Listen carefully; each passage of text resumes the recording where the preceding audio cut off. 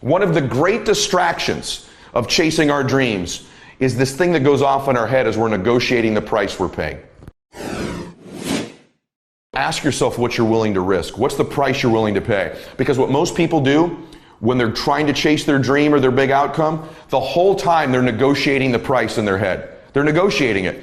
Should I continue to do it? Is it worth it? I don't know if I can continue anymore. It's getting higher, and that price is failure. That price is setback. That price is looking back. That price can be financial, literally a physical price. And what happens is, if you don't negotiate that price in advance, it's going to steal your focus and energy and become another distraction. One of the great distractions of chasing our dreams is this thing that goes off in our head as we're negotiating the price we're paying. Should I keep paying it? Is it getting too high? Is it too much? And you'll have people in your ear, it's too big a sacrifice. You're going through too much. And you begin to negotiate it in your mind. It distracts all your focus. You can't be executing and negotiating simultaneously. If you're in your head negotiating and negotiating and negotiating, you can't execute. So negotiate it now.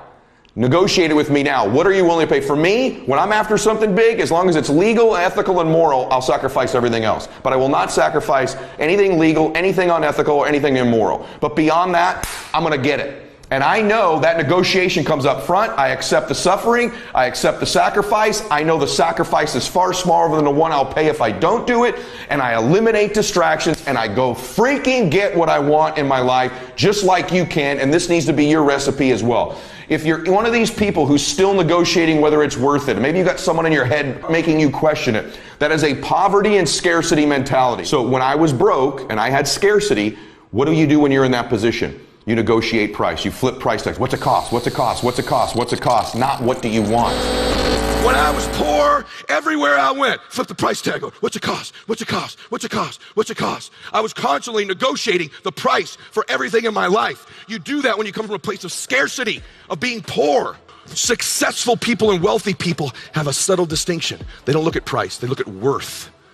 Is this worth it? If you're constantly looking at the price tag, you'll eventually relent. You'll eventually give in. Stop negotiating the price. It's a freeing experience to totally commit. When you totally commit to a relationship, to a business, to your fitness, to your faith, it's a freeing, powerful, it's almost like removing kryptonite from your life when you totally commit. Can you do that? The people around you always say, it's costing too much. It's costing too much. And you're going, maybe it's costing too much. You got to start going, no, it's worth it. It's not the price, it's the worth. It's a subtle distinction in your